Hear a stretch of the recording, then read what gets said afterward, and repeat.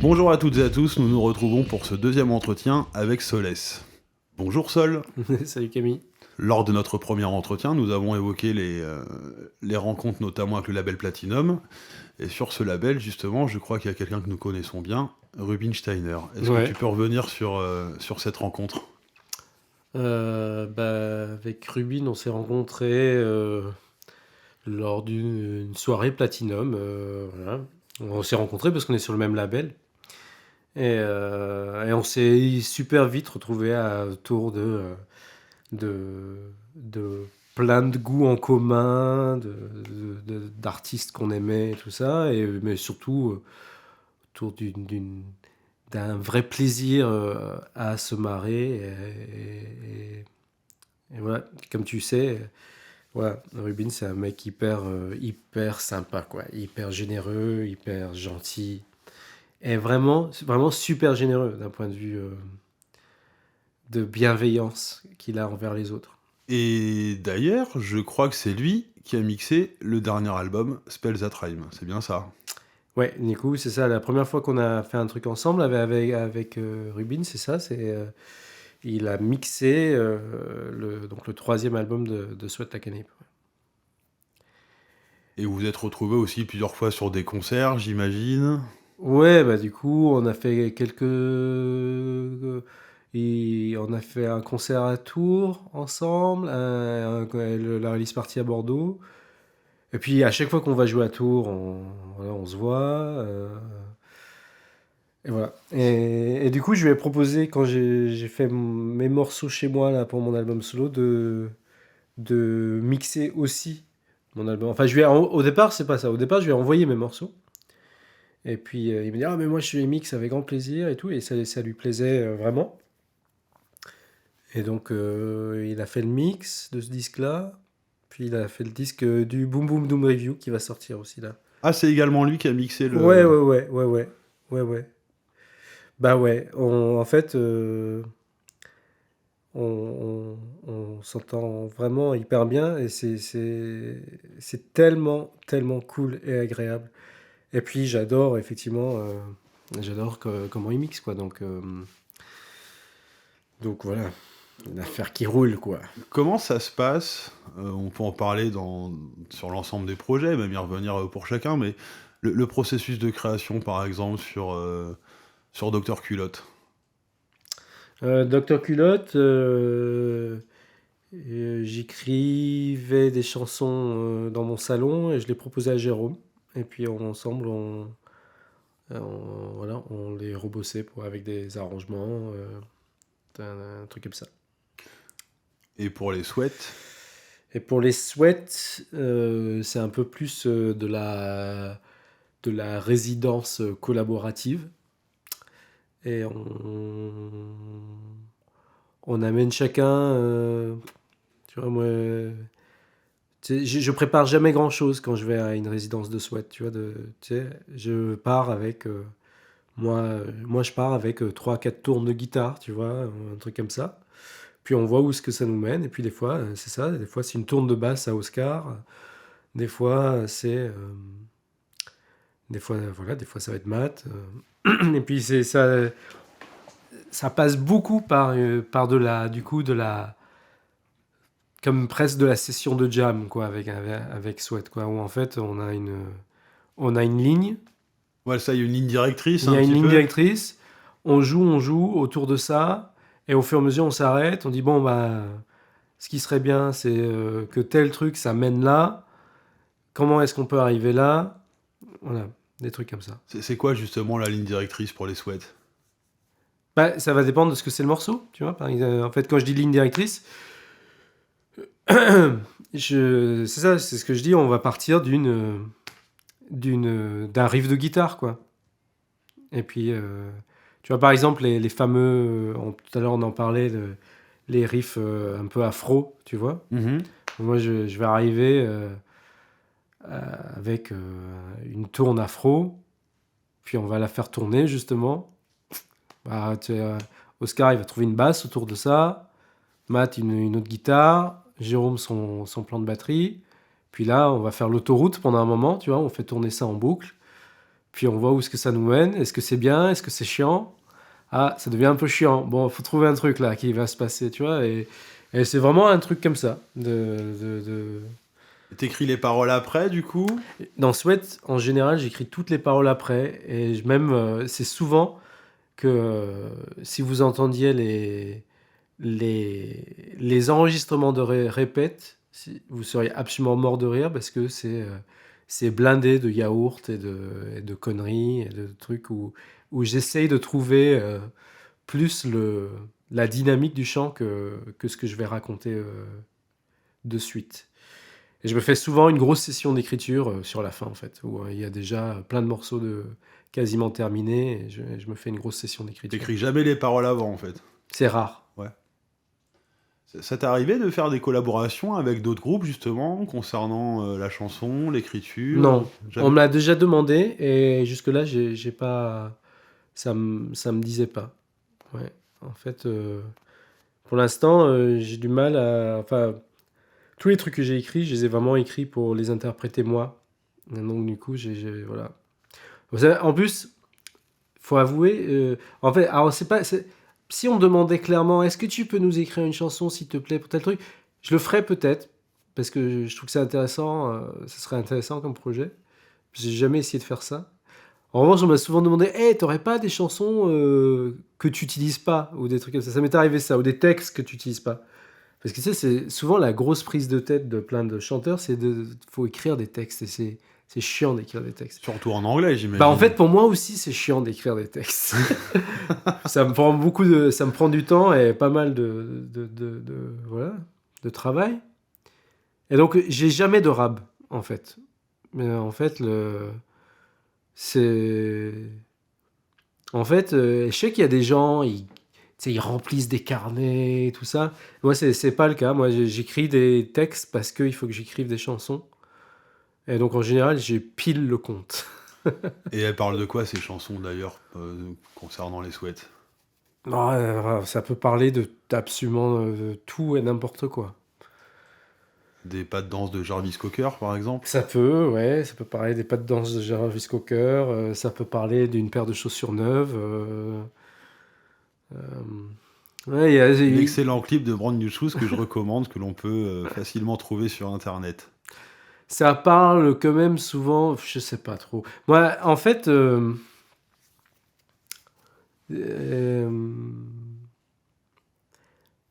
j'ai peu de trucs clairement, par exemple, pas mal de chanteurs parlent de leurs expériences directes, tu vois, des trucs un peu autobiographiques ou quoi. Moi, c'est assez rarement directement ça.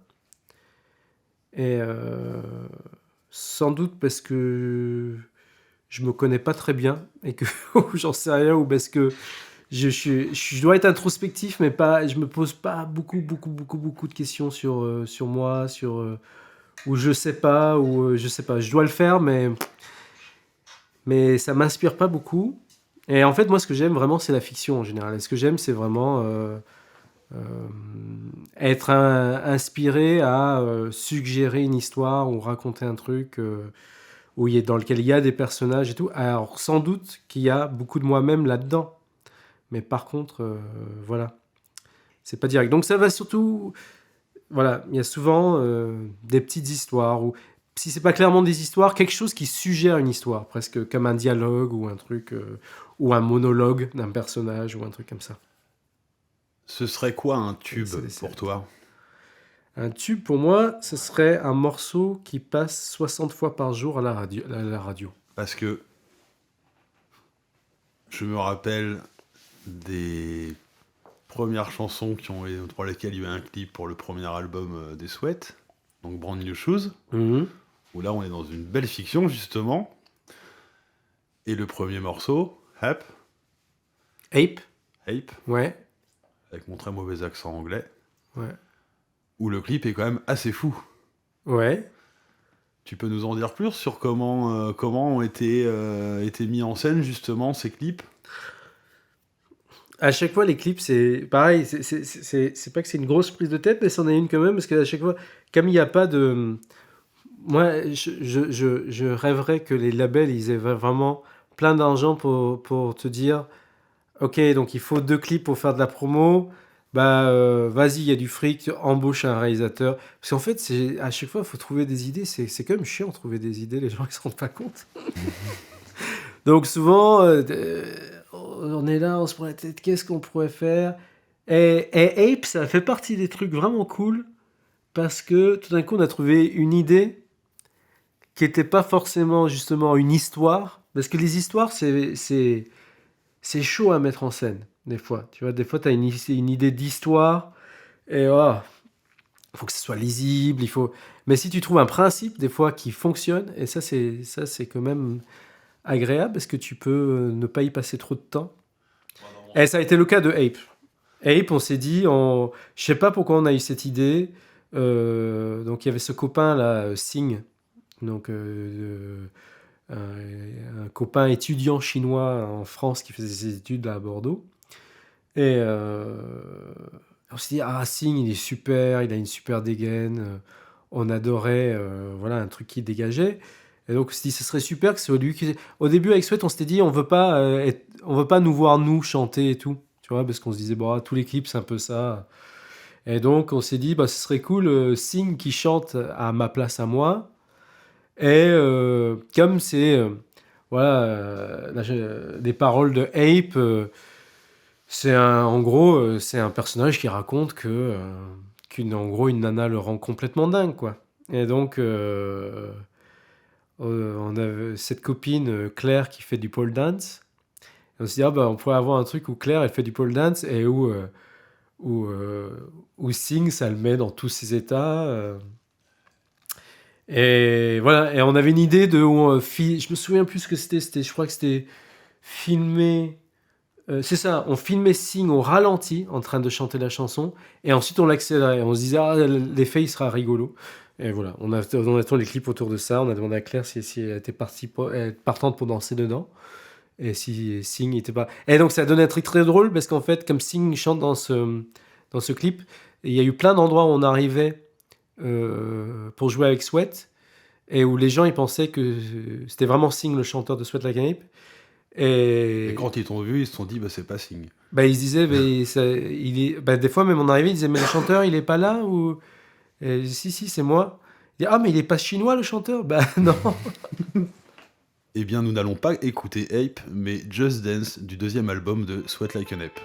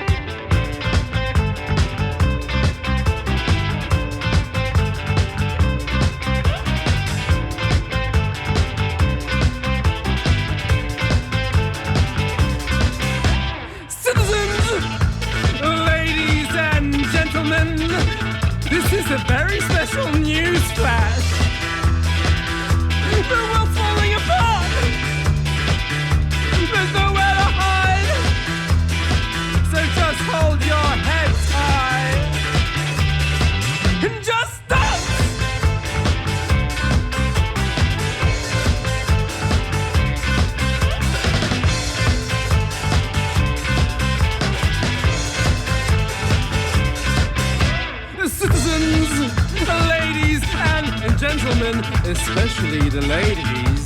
This is the very same newsflash. We're all on our own. We're not going home. So put down your phones and just dance. And just dance. And just dance. And just dance.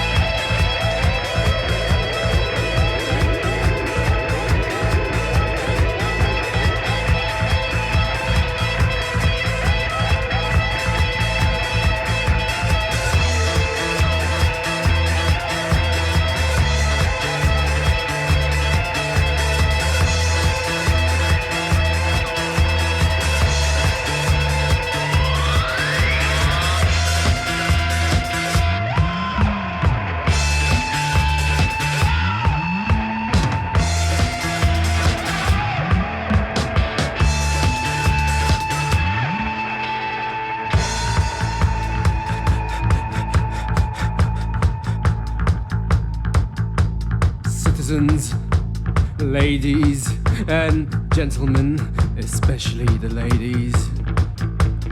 It is with deep regret that we interrupt your program tonight to inform you all that we seem to have reached the very end.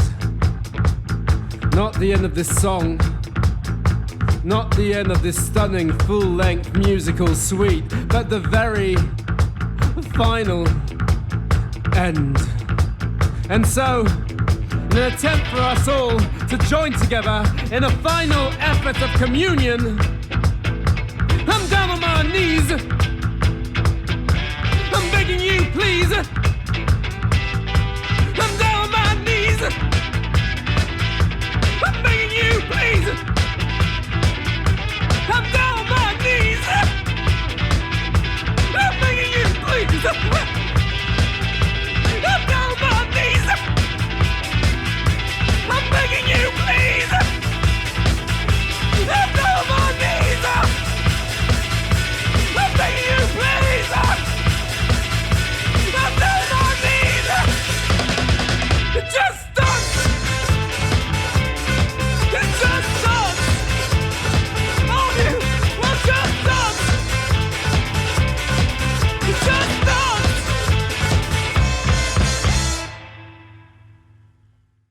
Et Brand New Shoes alors? Comment ça s'est mis en place pour le clip? Je me souviens plus. Je me souviens qu'on s'est dit que ce serait cool de fabriquer plein de masques. Donc on a fabriqué des masques, on a demandé à des copains de fabriquer des masques aussi. Tout le monde s'y est mis un peu de façon... Pour le coup, c'est un clip qui s'est fait de façon hyper festive, où en fait, plein de copains ont joué le jeu à fabriquer eux-mêmes leurs masques. Et on s'est tous réunis à une soirée chez Jérôme pour tourner ce clip. Et Philippe a mis les plus belles chaussures qu'il a trouvées. Et Philippe, on lui a fabriqué ses chaussures. En fait, moi, c'est une vieille paire de chaussures à moi qu'on a bombée avec une bombe or, en fait. Voilà. Ce qui nous amène ensuite au deuxième album, donc je te laisse le présenter. Le deuxième album Ouais. de Sweat, il s'appelle... comment il s'appelle? Dance to the Ring in Our Ears. Ce qui en gros veut dire danse au son de nos acouphènes. Et voilà. Et comment s'est opérée justement la composition de ce deuxième album? Toujours pareil. Sweat, ça a vraiment toujours... Il y a que le premier album où ça a un peu différé, parce qu'en fait, au départ, c'est vraiment né de notre rencontre avec Arnaud, et où du coup, on a passé un temps à écrire une partie des morceaux, du début des morceaux en tout cas, vraiment les vraies bases de 5-6 morceaux de l'album, dans sa cave, avec les lignes de basse et des thèmes de guitare, les paroles et tout. Et on a terminé avec les autres et à vraiment bosser, et du coup à faire évoluer les morceaux et tout quand même un peu plus et qu'ils soient plus consistants et tout. Mais ensuite ça a été toujours voilà, ce truc très, comme je disais, très collaboratif entre nous quatre, à jammer, à trouver à trouver des pivots dans les morceaux, à construire ça, faire les structures ensemble, tout déconstruire, refaire, enfin vraiment un truc de workshop quoi. Enfin, mais comme plein de groupes en vrai, c'est pas très original ce que je dis, parce que là, c'est plein de groupes fonctionnent comme ça. De toute façon, c'est ou l'un ou l'autre, hein. C'est ou t'as un mec dans son coin, il fait tout, ou ensuite t'as les gens ils font des trucs ensemble. Il n'y a pas 15 000 façons de faire. Comment ça se passe, Sweat Like a Ape, en live? Écoute, ça se passe pas trop mal. J'ai l'impression que c'est plutôt bien reçu quand même. Hein.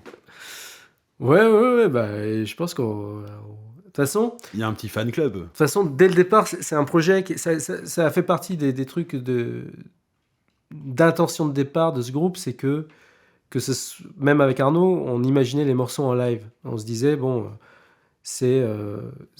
l'idée c'est que ce soit un groupe avec une énergie dansante, avec une sorte d'urgence comme ça, et donc c'est forcément, il faut que ce soit un groupe live quoi. Et tous les albums sont enregistrés live d'ailleurs, il y a pas un truc qu'on enregistre d'un côté la batterie, ensuite la basse. Pour nous ça fonctionnerait pas ce projet là si on faisait ça comme ça. Pour le troisième album, Spell That Rhyme, qui est sorti en 2018, 19, je ne sais plus. 19, ouais. 19. Ouais.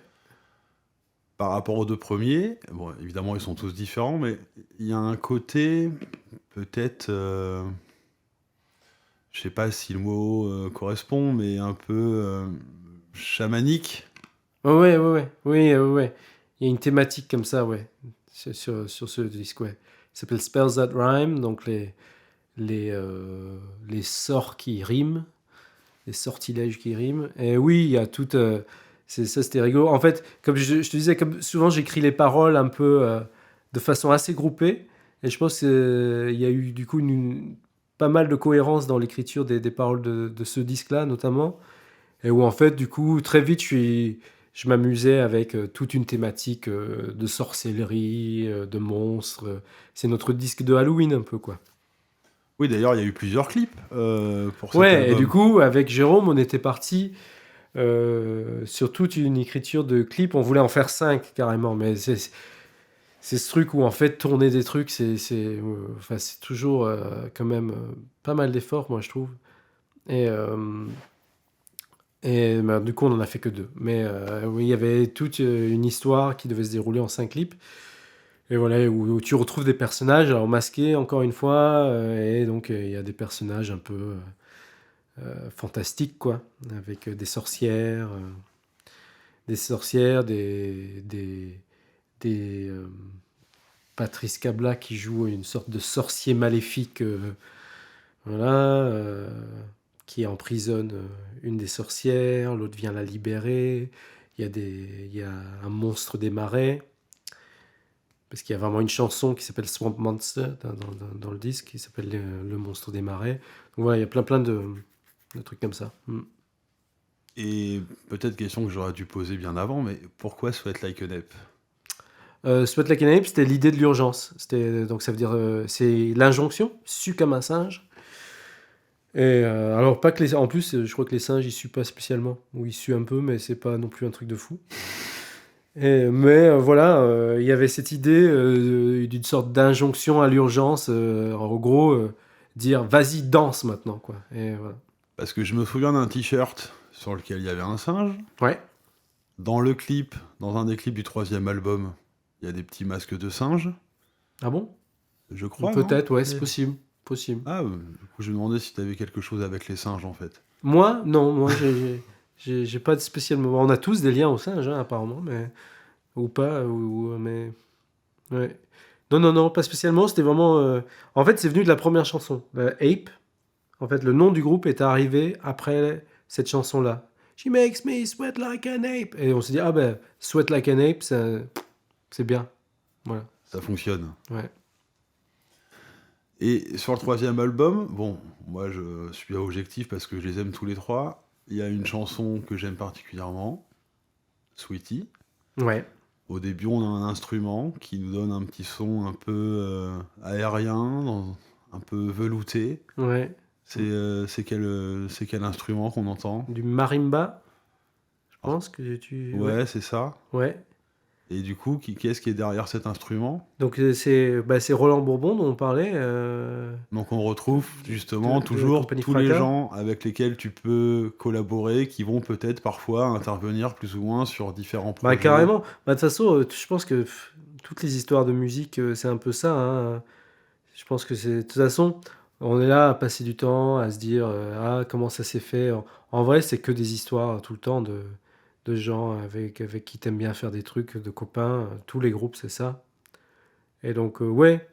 Je sais plus comment c'est arrivé qu'on s'est dit ah, ça serait super un marimba sur ce morceau. Ou c'est parce que justement Roland, on en a un chez lui qui en joue, que justement j'ai dit hey Roland il a un marimba chez lui, ça serait super sur ce morceau. Et que tout le monde a dit ah ouais ça serait génial, voilà. Et voilà. Et moi j'étais content parce que Roland participe à ce morceau, parce qu'en plus moi c'est en vrai je pense que c'est peut-être mon morceau préféré de l'album. J'adore vraiment ce morceau, j'adore le jouer en live. Et un peu particulier pour moi, il a un truc hypnotique comme pas mal de morceaux de Sweat, mais là il y a un truc hypnotique un peu particulier que j'aime bien et en termes d'ambiance, quand on composait ce morceau, moi je pensais beaucoup à des trucs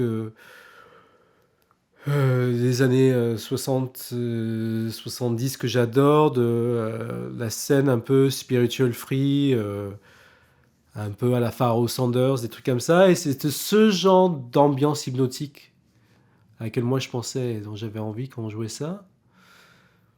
Et Roland est vachement sensible à ce type de période musicale de free jazz. On a beaucoup écouté ensemble du Pharoah Sanders, tout ça. Et donc j'étais vachement content qu'il participe justement à ce morceau-là. Et j'étais content justement parce que quand il a reçu le mix, il dit « Ah !» Je n'en avais pas parlé, il m'a dit « Ça me fait penser à Pharoah Sanders !» Et donc ouais, c'était ma petite victoire jouissive. C'est un album sur lequel il y a, je crois, beaucoup de gens qui sont intervenus à leur manière. Donc on parle de Roland, il y a Rubin qui l'a mixé, je crois que Sam est intervenu dessus aussi, pas forcément sur la musique, mais...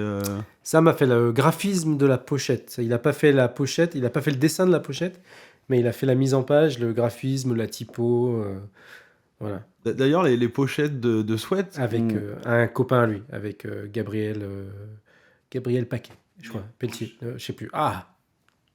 Ouais, vas-y. Les pochettes de Sweat ont ce site particulier qu'à chaque fois, vous faites intervenir des dessinateurs, c'est ça? Parce que t'as un rapport aussi à la bande dessinée, on l'a évoqué au tout début, dans le premier entretien. Ouais. Donc la première pochette, qui étaient les auteurs des pochettes? De Sweat Like an Ape? Ouais. Parce qu'en fait, c'est quasiment toutes mes pochettes, de toute façon, où c'est un dessinateur. La première de Sweat, c'était Simon Roussin. Sur quel album? Sur 60 Sinking Sailing Ships. Le deuxième? Le deuxième, c'était Laurent Bourlot. Et le troisième? Et le troisième, c'était Brecht Evans. Bon, moi, je me souviens de la première, je me souviens du deuxième, et par conséquent, le troisième, je ne l'ai pas vu, mais il paraît qu'elle est très très belle. Ouais. Ouais, elles sont toutes belles. Elles sont toutes belles. Moi, de toute façon, c'est que des dessinateurs dont on est fan, qui on a demandé à chaque fois, donc on n'a jamais été déçus. Pour clore ce deuxième entretien, je vous propose d'écouter la chanson Sweetie du troisième album de Sweat Like an Ape.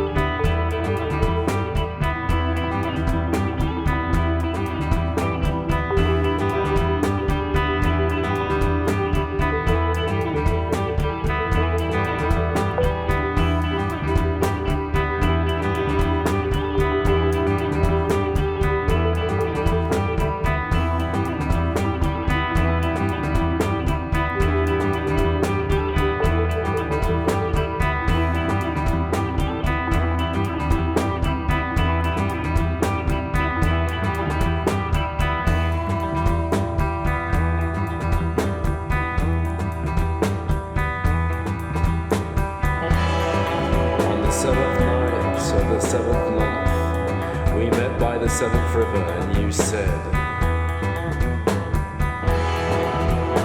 hello sweetie, hello darling, hello sweetie. And all the frogs and the water lilies joined in and sang.